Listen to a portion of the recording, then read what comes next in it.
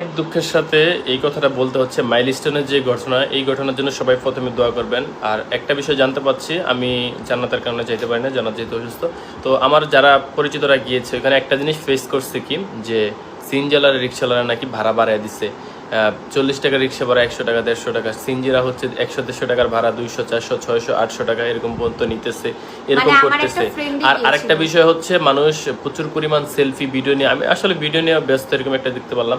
তো এই বিষয়গুলো নিয়ে আর কিছু বলার নেই। মানুষের বিবেক কবে ঠিক হবে, আমরা বাঙালি জাতিরা কবে ভালো হব, এইটাই হচ্ছে আমার জাতির কাছে কোশ্চেন। আমার ফ্রেন্ডের সাথে যেটা ঘটছে, সিএনজি ভাড়া মানে হচ্ছে মেট্রো স্টেশনের নিচে নাকি একটা হাসপাতাল আছে, ওখান থেকে ওখানে যাবে, তো ভাড়া ইজিলি 150 টাকা বা 200 টাকা হতে পারে, এর বেশি কিন্তু চাওয়া যায় না।